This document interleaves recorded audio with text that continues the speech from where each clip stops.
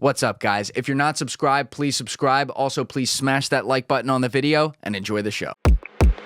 Is it our job to be the world police at all times in all places? And number two, did we not end up leaving it worse than we found it? Because I would argue that as bad as he was and as awful of a person as he was and the things he would do that you laid out tragically, some of the examples of how bad it would get, it was at least more controlled than it is now, where it's just this power vacuum of almost tribes of terrorism that is ripe for the taking. Well, exactly, and I totally agree, right? We should not be policing the rest of the world. And two, classic example, Kabul, 20 years, and what do? We hand $80 billion worth of equipment over to the Afghanistan. Taliban. And what for what? For naught. And I always bring this argument up too. It's very true. We went in there with a historic at the time paramilitary operation, took control of the situation. The one thing we failed to do was actually get bin Laden himself. We got to that 10 years later. And then all the resources started going to Iraq. That's where Afghanistan, you talk to everyone who's been there, and I haven't asked you about it as much to this point in our conversation, but you talk to everyone who's been there, that's where it went wrong. Because it became like the little redheaded stepchild. Oh, yeah, that problem, right? Yeah. And then it builds up. The Taliban never left, right? It's still there. And then 20 years later, it's the same as it was when we left it. Yeah, probably worse, actually. Probably worse, yeah. Yeah, again, look, you can't blame the military for any of that, okay? Sure. You got to blame who? The politicians. Yes, I agree. And the politicians answer to the American people. Okay, so why are the American people not holding politicians accountable?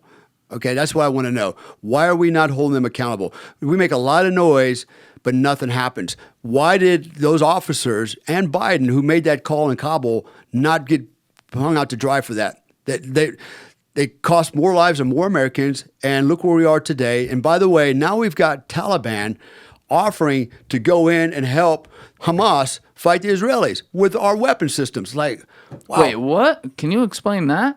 Yeah. So I don't know if about a month ago, the Taliban was actually offering to come to fight on behalf of the Hamas with American systems, weapon systems, to fight the Israelis. So we're at this point now.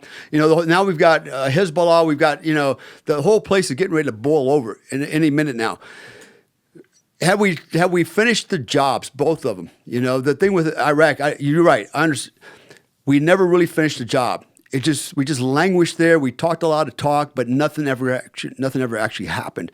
And with Afghanistan, you mean? And both Iraq and Afghanistan, right? So nothing really got shut down. We still had a presence there, and people were still, particularly Americans, are still being targeted. Same thing with Afghanistan.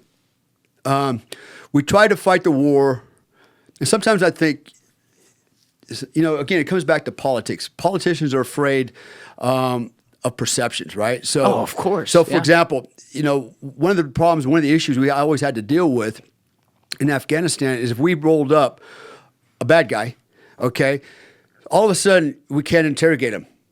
All you can do is interview him, and you can only interview him for 3 days, and then after 3 days, you can't do anything bad to him. You have to feed him, give him a bed, you ask him questions, you don't get the answers you want, you have to release him with all his gear and stuff, and let him go. In fact, it got to a point where when I did roll up guys, the first question out of our mouth was, are you arresting me as a terrorist or as a criminal?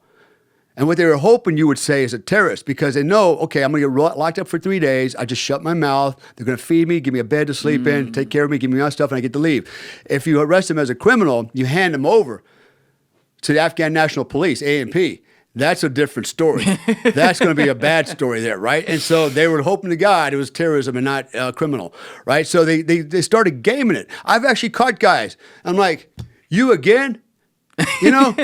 Yes, hey, remember, I'm a terrorist. Get it right. And they were literally, hey, how's it going? And I'm like, you again? I arrest guys multiple times, roll them up because we were allowed to shoot them.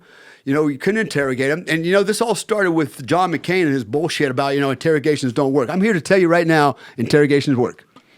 So and you're on the bring your bucket and towel. You do not have to do that. You don't have to pull fingernails out, all that crap. There's a different way to do it. Oh, okay. Yeah, there's that didn't go the direction I thought. Yeah, no. So when you say interrogation, like good cop, bad cop routine, Yeah, pretty much. Okay. And it's psychological.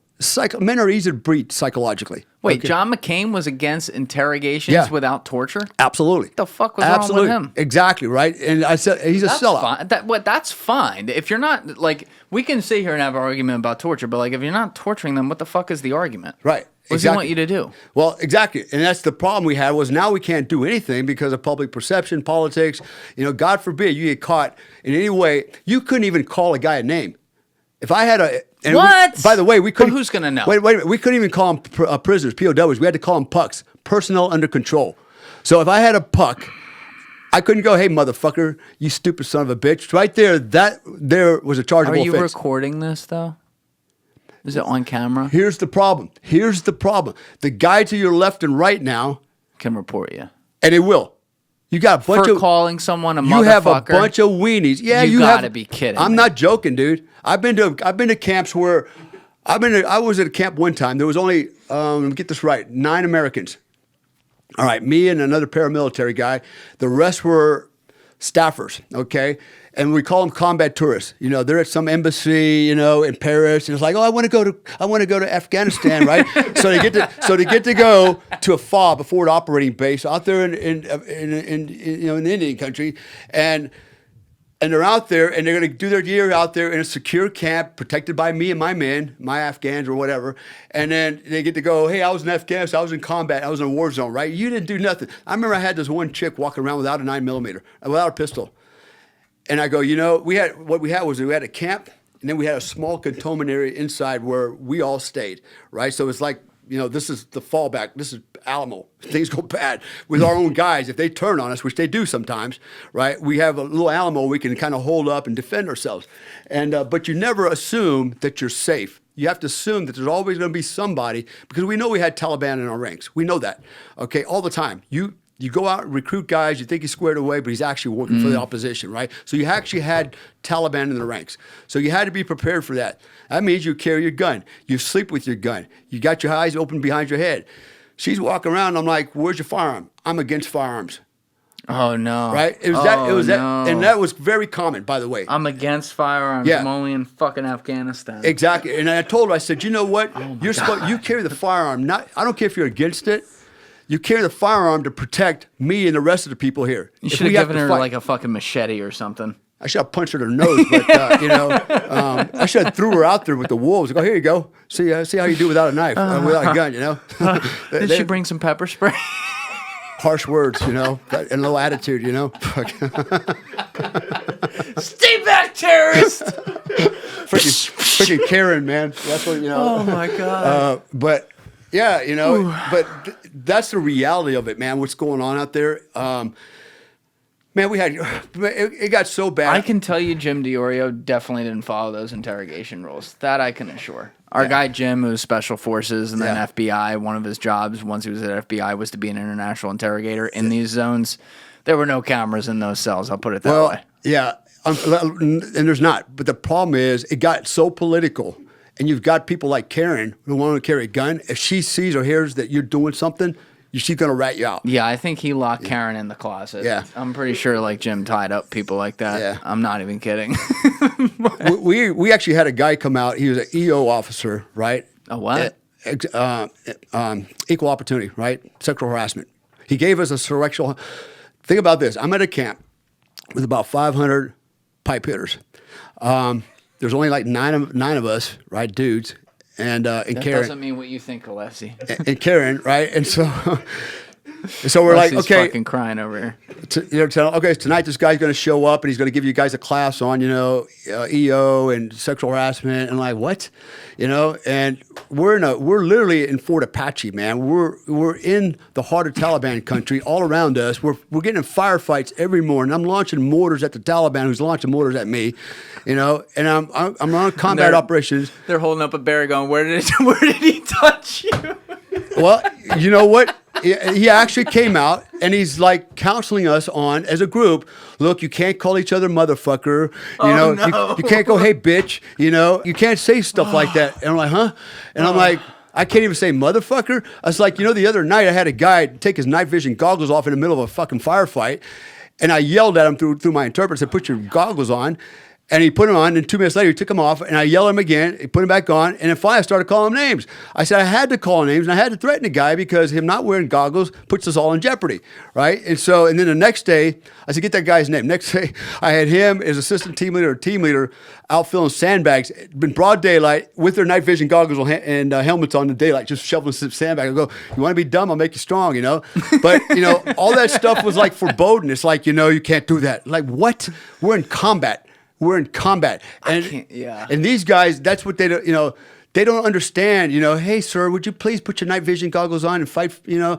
No, you got to yell at, you got to put a boot in their asses, not because you hate them. It's actually because you love us and we love each other and we all want to go home together. And sometimes I got to really raise my voice and maybe put hands on you, you know? But man, we got this whole class on this thing and I was like, we're doomed, man. There's no way we're winning this war. Not with this kind of shit going on, you know? Just, you know, it's everywhere, man. And, you know, this whole, I don't even know what to tell you about it anymore. This is why, again, I'm like, you know what? Count me out. I'm living in Bali. So, you know. Thank you for watching the video, guys. Please hit that subscribe button and check out this clip's full podcast episode by clicking here or in the description below.